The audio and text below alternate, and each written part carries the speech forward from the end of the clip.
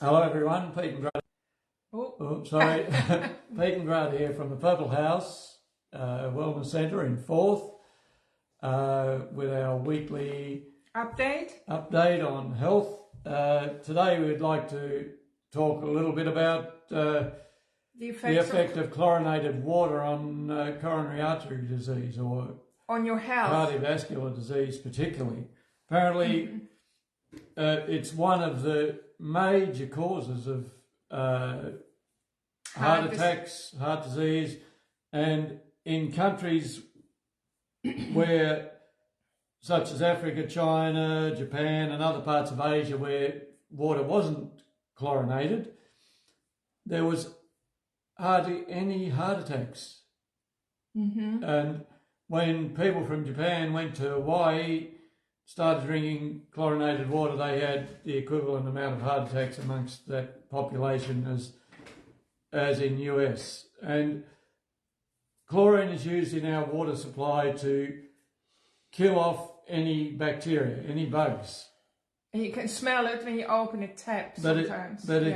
It's terribly detrimental to our health.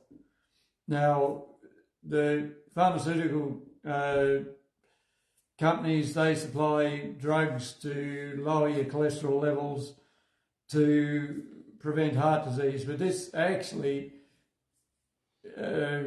doesn't. It'll lower your cholesterol levels, but it doesn't prevent heart disease per se. It has lots of side effects, that one of which is damaging muscles, and it'll also damage the cardiac muscle.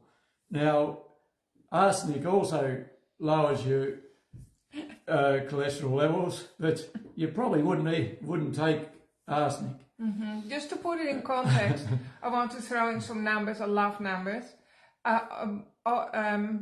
Once you reach age 45 in America, 1 in 4 people take statin drugs. So we're talking about statin drugs, which are classified as cholesterol-lowering drugs, and they're meant to protect you from your heart and heart disease. I'll just quickly butt in, Pete. Yet statin drugs, everyone, including GPs, know how damaging they are. So they, especially in women, they create a lot of muscle aches and pain aches in your body, and they really accelerate the aging process. Also, they give people a false sense of security because people think, oh, well, I'm on statin drugs, so that's protecting me, that's protecting my heart, which it doesn't. It's never proven to save any heart attacks. Heart disease is still going up. That's right. It hasn't some come people down. are not looking for the real solution because they think it's like a blanket effect. I'm taking medicine for my heart. So water is something that we all drink, and we are very lucky in the Western world to have clean water on tap. But we don't know how insidious it is for your health. We have a water treatment plant just up the river from us, half a kilometre up in Forth, and the men who work there, who treat the water, don't drink the water. No, they buy bottled water, but here's the thing. Because they have to get dressed up in moon suits to put the chemicals in the water that then is sent out for us to drink and bathe in. Yeah. So they refuse to drink it, and because they know what's in it. So either they have a good water filter at home, and in a minute we'll talk about water filters, or they buy bottled water. But here's the thing, if you 9 out of 10 water that's bottled is also like bad water for you. So plus it creates a lot of landfill with the plastic and all that. It's not landfill, it's pollution. You look at all the beaches and all over the world. There's a deserted beaches even is clouded with plastic. There's an island of plastic floating out in the sea as big as the size of Mexico. Yeah, it's massive, and it's all plastic. And that's the main reason why we recommend Himalayan salt to today's sea salt, because today's sea salt would have a lot of microplastics in it. It does, and the fish do too. So having a good water filter so you can drink clean water, devoid of all the toxins and the chemicals that are put in it, is vitally important. Paramount for your health, really. Because everyone wants to live longer, and there's a lot of push towards longevity of course, like in today's world, because we have an aging population, but it's really about staying young, acting young, feeling young every day. The focus should be on keeping your body young, keeping your marbles, getting bang for your bucks, getting mileage out of your body, not to say like, how can I live till I'm 120, taking statin drugs and aspirin and all the rest? Because once you are over 45 to 50, I believe it is, medically speaking, you enter what they call the death zone. But of course, that's not really talked about by the media. But so basically, you're written off, and it's true. Like the focus is basically on you pushing your body around for another few decades, filling your tissues up with drugs, and then of course till your last breath. Whereas we want to inspire to do the exact opposite. So chlorine isn't the only toxic thing in water. Apparently there's over 300 different pesticides and insecticides being found in drinking water. And in the US alone, there's over 6,000, well, this was years ago, over 20 years ago, 6,000 different pesticides and insecticides sprayed on the land that goes into the waterways. It's probably like triple that, maybe it's 10 times that. They've done studies with frogs, and they sprayed pesticides on frogs, and within 3 days the male frogs were turned into females from the pesticides. So how can we need to understand that it has an effect on us, and we do know that fertility is declining, especially in the male population. We also know that the X chromosome, which turns you into a male, like, you know, that's the X, the Y chromosome, sorry. The Y chromosome, we only have one, right? So it's, if you're a boy, you have an X and a Y, and if you're a girl, you have XX. So the Y chromosome is getting more and more fragile all the time. So that's a real concern that nobody talks about, but it concerns me. So how can we preserve our DNA, preserve our species, live longer, stronger and better?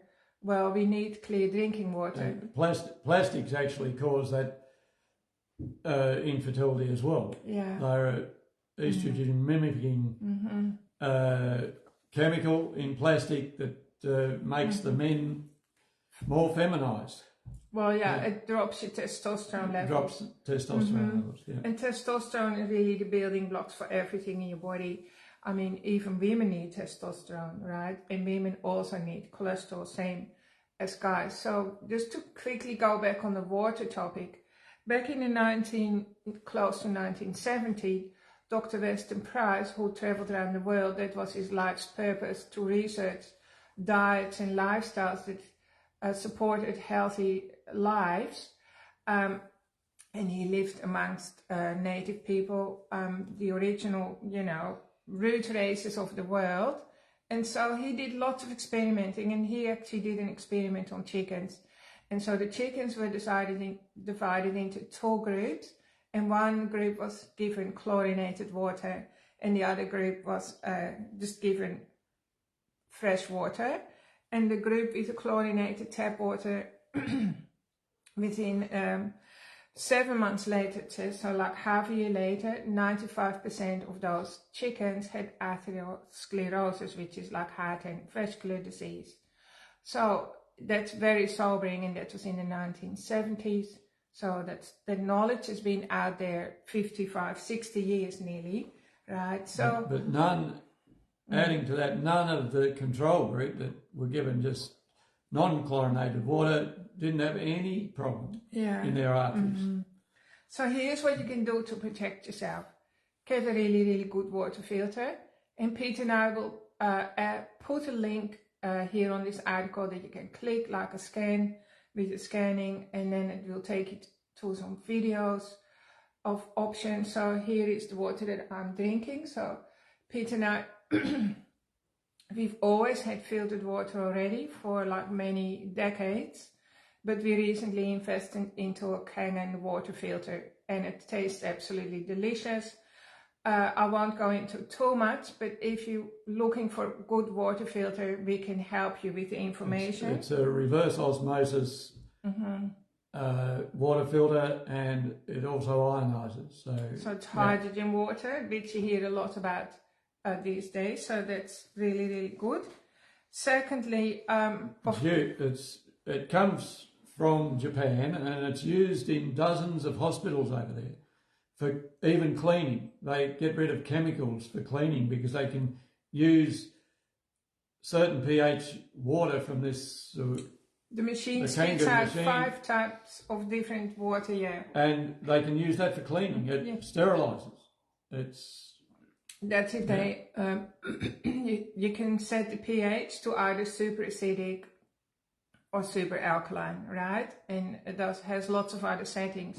So this is an investment for the rest of your life, that will last you forever and support a healthy lifestyle. And your body starts cleaning out the pipes, because here's the thing, our pipes might be all ganged up and rusty, or, everyone else from drinking the wrong water and all the rest, and from plastics. But your body is a living entity, and it always wants to heal itself. So if you give it what it needs, it's quickly going to do the repair work and clean the inside of your body. So that's really what we want. Secondly, we always suggest beet flow. Why do we suggest beet flow again, Pete? Do you want to explain it? The beet flow has 2 components. It's high in nitric oxide and taurine, and both those increase the diameter of little tubes in the body, so it'll increase the diameter of your capillaries, your blood vessels. Nitric oxide is prevalent in beets, so that's where the beet comes from. Taurine is in red meat, that often we don't get anywhere near enough of it. An experiment was done with smokers who the nicotine constricts blood vessels. They were given 500 milligrams of taurine 3 times a day, continued smoking, and their blood vessels come back to normal diameter, circumference. So the taurine and nitric oxide help that flow of blood around the body as well by dilating the blood vessels. And they also dilate the bile ducts, so the bile will flow properly, so your body will get rid of the waste out of your body. That waste digests the fats, which is the best fuel source that you can ever use for energy. So that's as simple as that. That's a recipe for good life. And we were talking about beet flow if you're just jumping on to the video now. And then secondly, we always recommend trace mineral iodine, like colloidal iodine, which you pretty much can buy everywhere now. So colloidal iodine is iodine that every cell of your body needs to make energy, and it helps to push out chloride, fluoride, and bromide that's found in your water. And so chloride and fluoride, they mimic iodine. So if you're and bromide, well. True, and that's in bread and milk, and it's in like what do you call it? Those fluorescent work clothes, what do you call that? Safety jackets. Yes, sorry. My brain, ADHD brain has the wrong word, but it's like flashing lights when you see those safety jackets. So bromide's in that, it's in your curtains, it's in the mattresses. It's very, very incredibly toxic to humans. And so what happens, every cell in our body has receptors to hook onto iodine, but iodine is deficient in everyone's diet because it's not in the soil. So your body is going to use either bromide, fluoride, or chloride, and those cells will hook onto your cells. It will go around your body, and your body is going to make toxic hormones. And we're all deficient in iodine. Yeah, that's right. It's a pity the water board doesn't use iodine instead of chloride to sterilise the water. Or they solve a lot of problems. They have done experiments with swimming pools where they used iodine, and it just went so well. People feeling so great that they shut it down, right? So, so many health solutions out there, but basically it's simple, so you don't have to be confused. Just simplify your life. Your body basically needs air, of course, so breathing without your breath, you die very quickly. Then secondly, you need water. So we all know we can't live without water for longer than 3 days, basically, but it needs to be healthy water. So that's absolutely fundamental. And then thirdly, we need minerals. So that's why we always recommend the Himalayan salt. And then the fourth element is iodine, right? And after that, well, we of course always talk about healthy fats that your body needs, and proteins, amino acids. Exactly. Yeah. And also you don't need to exercise strenuously either. If you go for a walk 20 minutes a day, or the equivalent of walking 20 minutes a day, that's enough for your body. That's really all it takes. So, and that will set you up for a great life. So we'll put links in the article. Check out what we were talking about. Check out the water filter. Plus, it is a really good investment for good health, and if you're thinking about your health or your children's health, and the health of the planet, you'll get rid of bottled water. Yeah, because the plastic bottles are just filling our earth. Yeah. And Pete is doing a challenge with himself, because I'm not joining in, but he likes to challenge himself. So at the moment, he's drinking 3.5 liters of water per day. Does that include your herbal teas or not? No. No. Okay, so on top of that, he still has things like bone broth soup and herbal teas. So he's having a challenge to see if he is getting more flexible and fitter with the 3.5 liters of water per day. So we'll fill you in next week how well he's going. And after a month, if I've done it for a month, that becomes a habit then, so I'll probably keep doing it.